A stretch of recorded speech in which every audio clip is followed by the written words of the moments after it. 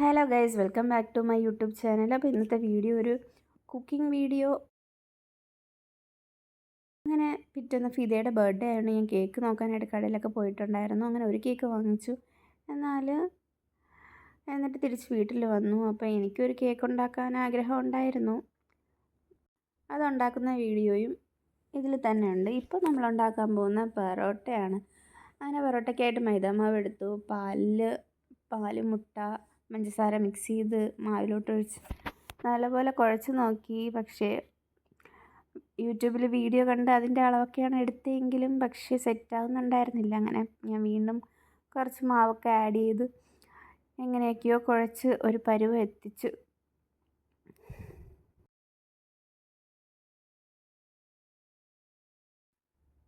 അങ്ങനെ കുഴച്ച് കുറേ നേരം കുഴച്ച് എങ്ങനെയൊക്കെയോ സെറ്റാക്കി എടുത്തു പൊറോട്ടയുടെ മാവ്. പിന്നെ അതിനുശേഷം മാവിനെ ഒരു പാത്രത്തിലാക്കി ആ കുഴച്ച അതേ പാത്രത്തിൽ തന്നെ റെസ്റ്റ് ചെയ്യാനായിട്ട് വെച്ചു. അരമണിക്കൂർ കഴിഞ്ഞ് തുറന്ന് നോക്കാനാണ് യൂട്യൂബിൽ കണ്ട വീഡിയോയിൽ പറഞ്ഞുകൊണ്ടിരുന്നത്. പക്ഷേ ഞാൻ എടുത്തപ്പോൾ കുറേ മണിക്കൂർ കഴിഞ്ഞായിരുന്നു. മാവ് എടുത്തപ്പോൾ നല്ല സോഫ്റ്റായിട്ടുണ്ടായിരുന്നു. പിന്നെ അതിൻ്റെ ഇടയിൽ ഞങ്ങൾ മാർക്കറ്റിൽ പോയപ്പോൾ വാങ്ങിച്ചുകൊണ്ട് വന്നൊരു തണ്ണിമത്തൻ അവിടെ ഉണ്ടായിരുന്നു. കുറേ ദിവസം 2-3 ദിവസമായി അത് ഇനി ഇരുന്നാൽ ചീത്തയാകും എന്നുള്ളതുകൊണ്ട് ഞാൻ എല്ലാം കൂടെ എടുത്ത് മിക്സിയിലിട്ട് ജസ്റ്റ് ഒന്ന് ജ്യൂസ് അടിക്കാമെന്ന് വിചാരിച്ചു.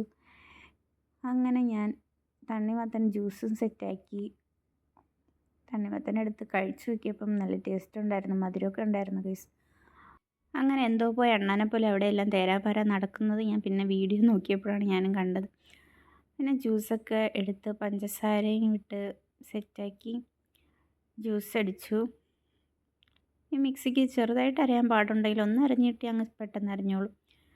പിന്നെ ചെറിയ സാധനമൊക്കെ അരയ്ക്കാൻ നല്ല പാടാണ് ഈ മിക്സിയിൽ. ഇതിൻ്റെ കുഞ്ഞു ജാറ് പൊട്ടിപ്പോയി. അങ്ങനെ പ്ലാസ്റ്റിക് ജാറായിരുന്നു. അപ്പോൾ എന്നിട്ട് ഞാൻ തണ്ണിമത്തൻ ജ്യൂസും കുടിച്ചു. പിന്നെ നമ്മൾ പൊറോട്ടയുടെ കൂടെ അൽഫാം ഉണ്ടാക്കാനായിരുന്നു. അപ്പോൾ അതിന് വേണ്ടിയുള്ള മസാലയൊക്കെ അരച്ചെടുത്തു. സ്പൈസസ് അരച്ചതിന് ശേഷം പിന്നെ തക്കാളിയും മല്ലിയും ഉള്ളി, ഇഞ്ചി, വെളുത്തുള്ളി അങ്ങനത്തെയൊക്കെ അരച്ചെടുത്തു. എന്നിട്ട് അതിലോട്ട് തൈരും നാരങ്ങ നീരും ഒഴിച്ചു. ഇവിടുത്തെ നാരങ്ങ ഞാൻ ഇതിനു മുമ്പ് ഒരു വീഡിയോയിൽ കാണിച്ചിട്ടുണ്ട്. കുഞ്ഞു നാരങ്ങയാണ്. ഇതിനെ ഒരു കലമാൻസി എന്നാണ് പറയണത്. ഇതിന് അകത്ത് പിഴിയാൻ നോക്കിയാൽ ഒന്നും കിട്ടത്തൊന്നുമില്ല. എന്നാലും ഇതാണ് ഇവിടുത്തെ നാരങ്ങ. പിന്നെ നമ്മുടെ നാട്ടിൽ അച്ചാറിടുന്ന നാരങ്ങ പോലത്തെ വലിയ നാരങ്ങ ഇവിടെ കിട്ടും. നമ്മുടെ സാധാ നാരങ്ങ ഇവിടെ ഇല്ല.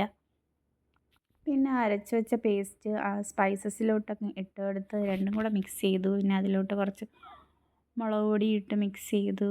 റെഡ് കളർ കിട്ടി. അങ്ങനെ മസാല ഇവിടെ റെഡിയായി. പിന്നെ ചിക്കനെ നല്ലപോലെ വരഞ്ഞു കൊടുത്തിട്ടുണ്ടായിരുന്നു. പിന്നെ മിക്സ് ചെയ്ത് വെച്ച മസാലയെല്ലാം ചിക്കനിലോട്ട് നല്ലപോലെ തേച്ച് പിടിപ്പിച്ച് കൊടുത്തു. അങ്ങനെ കുറേ നേരം എടുത്ത് തേച്ച് പിടിപ്പിച്ച് അതിനെ സെറ്റാക്കി അതിനെ ഫ്രിഡ്ജിൽ കൊണ്ടുവച്ചു. രാത്രി പുരട്ടിയ മസാല പിറ്റേന്ന് വൈകിട്ടാണ് ഇത് പൊരിച്ചെടുത്തത്.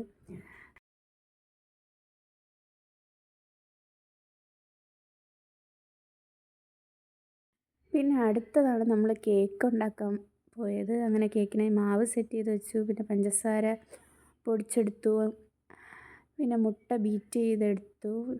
2 മുട്ട പൊട്ടിച്ചൊഴിച്ച് അതിനെ ബീറ്റ് ചെയ്തു. വീട്ടിൽ വെച്ച് എനിക്ക് ബീറ്റർ ഉണ്ടായിരുന്നു. പിന്നെ ഇവിടെ വെച്ച് എനിക്ക് കേക്ക് ഉണ്ടാക്കണമെന്നുള്ളതുകൊണ്ട് ഞാനൊരു ഓൺലൈനിലൊരു ബീറ്റർ ഓർഡർ ചെയ്തിട്ടുണ്ടായിരുന്നു. 150 പെസോ, അതായത് INR ഒരു 225 രൂപ അത്രയും. അങ്ങനെയാണ് ഈ ബീറ്റർ വാങ്ങിച്ചു. അങ്ങനെ മുട്ട നല്ലപോലെ ബീറ്റ് ചെയ്തെടുത്തു. പിന്നെ അതിലോട്ട് പൊടിച്ച് വെച്ച പഞ്ചസാര ആഡ് ചെയ്ത് അതും ഒന്ന് ബീറ്റ് ചെയ്തെടുത്തു.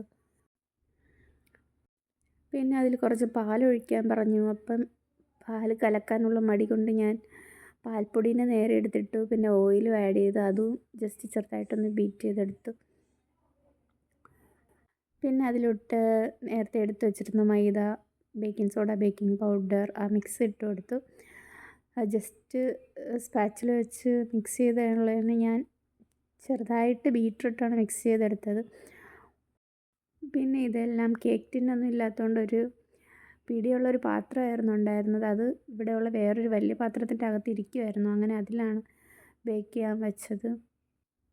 പിന്നെ കുറേ കഴിഞ്ഞ് നോക്കിയപ്പോൾ കേക്ക് നന്നായിട്ട് പൊങ്ങി വന്നിട്ടുണ്ടായിരുന്നു. അപ്പോൾ ഞാൻ വിചാരിച്ച് റെഡിയായി കാണുമെന്ന് പറഞ്ഞ് പോയി ഒന്ന് കുത്തി നോക്കി. അപ്പോൾ കുത്തി നോക്കിയപ്പോൾ അകത്തൊക്കെ മാവ് അത് തന്നെയായിരുന്നു.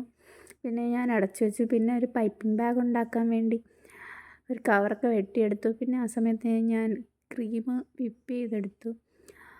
ആദ്യം നല്ല സ്റ്റിഫായിട്ട് തന്നെ വിപ്പ് ചെയ്തെടുക്കാൻ പറ്റി. പിന്നെ കേക്കിൽ ഐസിങ് ചെയ്തുകൊണ്ടിരുന്നപ്പം ക്രീമൊക്കെ നല്ല ലൂസായിട്ട് പിന്നെ വയ്ക്കാനൊന്നും പറ്റില്ല. പിന്നെ ഞാൻ വേറെ ക്രീം വിപ്പ് ചെയ്തെടുത്തു.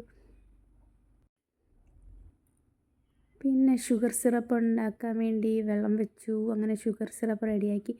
പിന്നെ കുറച്ച് കഴിഞ്ഞപ്പോൾ കേക്ക് റെഡി ആയിട്ടുണ്ടായിരുന്നു. ഈ സൈഡ് ഭാഗം ആ പാത്രത്തിലോട്ട് തട്ടിയിരുന്ന സ്ഥലം ഇങ്ങനെ ചെറുതായിട്ട് കരിഞ്ഞു പോയി.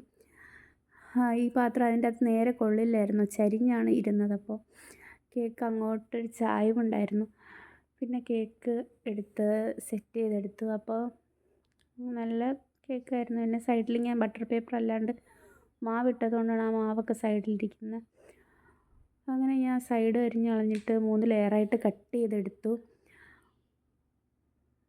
മൊത്തത്തിൽ 4 ലെയറായിട്ട് കട്ട് ചെയ്തെടുത്തു. മുകളിലത്തെ ലെയർ എടുത്തിട്ട് അത് കഴിച്ചു. പിന്നെ ബാക്കിയുള്ളത് 3 ലെയറാക്കി കട്ട് ചെയ്തെടുത്തു. പിന്നെ അതിലോട്ട് ഷുഗർ സിറപ്പ് ഒഴിച്ചു കൊടുത്തു. അങ്ങനെ അതൊക്കെ കേക്ക് ഷുഗർ സിറപ്പിൽ സോക്ക് ചെയ്തെടുത്തു. പിന്നെ ആ ബേസിലോട്ട് കുറച്ച് ക്രീമും തേച്ചിട്ട് അതിൻ്റെ പുറത്ത് കേക്ക് വെച്ച് കൊടുത്തു. പിന്നെ പൈപ്പിംഗ് ബാഗിലായിരുന്നു പണ്ട് ക്രീം ഇങ്ങനെ ആക്കുന്നതെന്ന് പിന്നീടാണ് ഞാൻ ഓർത്തത്. ഞാനെന്തോ കത്തിയൊക്കെ വെച്ച് മൊത്തത്തിൽ ഇങ്ങനെ ആക്കി കൊടുത്ത് കേക്കിലോട്ട് ക്രീം. എന്നിട്ട് നല്ലപോലെ ക്രീം തേച്ചിട്ട് അടുത്ത ലെയർ കേക്ക് കൊടുത്ത് വെച്ച് കൊടുത്തു. പിന്നെ ക്രീമിലോട്ട് കുറച്ച് വാനില എസൻസ് കൂടെ ഞാൻ ആഡ് ചെയ്തിട്ടൊന്ന് ചെറുതായിട്ട് ബീറ്റ് ചെയ്തെടുത്തു. എന്നിട്ട് ഞാൻ കഴിച്ച് നോക്കിയപ്പോൾ അതിന് ക്രീമിന് ടേസ്റ്റ് ഉണ്ട്. വാനില വന്നതിന് ശേഷം എസൻസ് വന്നതിന് ശേഷം ഒരു ടേസ്റ്റ് ഉണ്ടായിരുന്നു. പിന്നെ മൊത്തം ക്രീമൊക്കെ വാരി തേച്ച് പിന്നെ കുറച്ച് കഴിഞ്ഞപ്പോൾ ക്രീമൊക്കെ ഒലിച്ച് വരാൻ തുടങ്ങി ഗൈസ്. അപ്പോൾ ഞാൻ പിന്നെ മുകളിലത്തെ ലെയർ വെച്ചിട്ട് ക്രീം വയ്ക്കാൻ നോക്കിയപ്പോൾ സൈഡിലൊക്കെ ഒലിച്ചിറങ്ങുന്നുണ്ടായിരുന്നു. പിന്നെ ഞാൻ കുറച്ച് നേരം കേക്കിനെ കൊണ്ട് ഫ്രിഡ്ജിൽ വയ്ക്കാൻ വേണ്ടി ഞാൻ വിചാരിച്ചു ഫ്രിഡ്ജിൽ വയ്ക്കാമെന്ന്. പിന്നെ ക്രീമും അവിടെ നിന്നിരുന്ന് ലൂസായിപ്പോയി. പിന്നെ ഞാൻ എത്ര ബീറ്റ് ചെയ്തിട്ടും ക്രീം ശരിയാവുന്നുണ്ടായിരുന്നില്ല. അങ്ങനെ ഞാൻ ലാസ്റ്റ് ഫസ്റ്റ് ലെയറിൻ്റെ മണ്ടയിൽ ക്രീം തേക്കാൻ നോക്കിയപ്പോഴേ സൈഡ് മൊത്തം ഇളകി വന്നു. അപ്പോൾ പിന്നെ ഞാൻ പിന്നെ കേക്ക് എന്തായാലും കൊണ്ട് ഫ്രിഡ്ജിൽ വെച്ചു. പിന്നെ ബാക്കി തേക്കാമെന്ന് വിചാരിച്ചു. ആ സൈഡ് മൊത്തം ഒലിച്ച് ആ തട്ടിൽ നിന്ന് ഇറങ്ങുന്നുണ്ടായിരുന്നു. പിന്നെ ഞാൻ കേക്ക് ഫ്രീസറിൽ കൊണ്ടുവച്ചു. പിന്നെ കുറച്ചുകൂടെ ഒന്നുകൂടെ ഞാൻ ആ ക്രീം ബീറ്റ് ചെയ്ത് നോക്കി. എന്നിട്ടും ശരിയാവത്തോണ്ട് ഞാൻ പിന്നെ വേറെ ക്രീം എടുത്തിട്ട് അത് ബീറ്റ് ചെയ്തെടുത്തിട്ടാണ് പിന്നെ ബാക്കി കേക്ക് സെറ്റ് ചെയ്തത്. പിന്നെ ഞാൻ ബെറോട്ടയുടെ മാവ് പോയി നോക്കിയപ്പോൾ മാവ് നല്ല സോഫ്റ്റായിട്ട് ഇരിപ്പുണ്ടായിരുന്നു.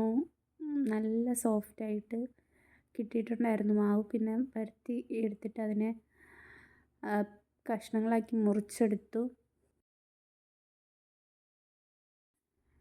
പിന്നെ ബെറോട്ടയുടെ എല്ലാ ബോൾസാക്കി വീണ്ടും അവിടെ റെസ്റ്റ് ചെയ്യാനായിട്ട് വെച്ചു.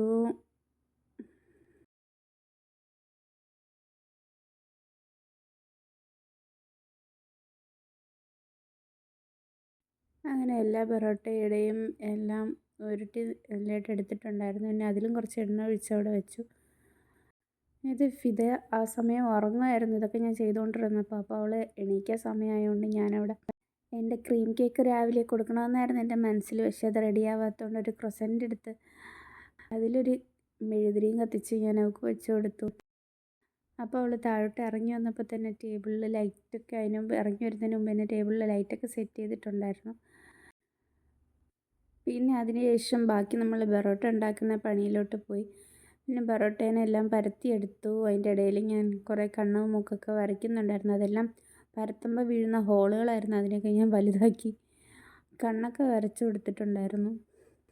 പിന്നെ നമ്മൾ നൂൽ പൊറോട്ടയാണ് ഉണ്ടാക്കാൻ നോക്കിയത്. അതുകൊണ്ട് തന്നെ ആ മാവ് പരത്തിയിട്ട് അതിനെ വരഞ്ഞു കൊടുത്തിട്ടുണ്ടായിരുന്നു. എന്നിട്ടാണ് എടുത്തത്. രാവിലെ ഒരു 2 പൊറോട്ട ഉണ്ടാക്കിയുള്ളൂ. പിന്നെ ബാക്കി പിന്നെ ഉണ്ടാക്കാമെന്ന് വിചാരിച്ച് വൈകിട്ടായി നോക്കിയപ്പം പൊറോട്ടയുടെ മാവൊക്കെ ഇതുപോലെ പൊങ്ങിയിരിപ്പുണ്ടായിരുന്നു. പിന്നെ അൽഫാമിന് തേച്ച് വെച്ചത് നമ്മൾ സ്റ്റൗവിൽ തന്നെയാണ് ഉണ്ടാക്കിയത്. അപ്പോൾ ആ ചിക്കനൊക്കെ എടുത്ത് കുറച്ച് എണ്ണ ഒഴിച്ചിട്ട് അതിലോട്ട് ഇട്ട് കൊടുത്തു.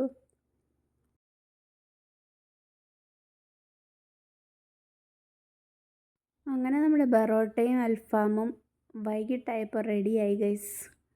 പിന്നെ അന്ന് വൈകിട്ടാണ് ഉണ്ടാക്കിയത്. രാവിലെ എല്ലാം പണിയും നിർത്തി പിന്നെ ഞാനും പോയി ഉറങ്ങി.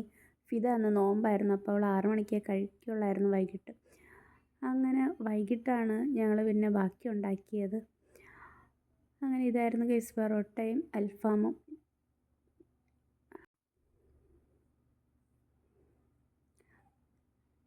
അങ്ങനെ നമ്മൾ വൈകിട്ടായപ്പോൾ കഴിച്ചപ്പോൾ നല്ല ടേസ്റ്റ് ഉണ്ടായിരുന്നു.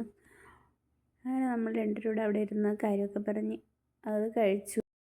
പിന്നെ ബർത്ത്ഡേ സെലിബ്രേഷനൊക്കെ വൈകിട്ട് 8 മണിക്കായിരുന്നു വച്ചിട്ടുണ്ടായിരുന്നത്. ഇതിപ്പോൾ ഒരു 6 മണിയൊക്കെ ആയപ്പോഴാണ് ഞങ്ങൾ ഫുഡൊക്കെ സെറ്റ് ചെയ്ത് കഴിക്കുന്നത്.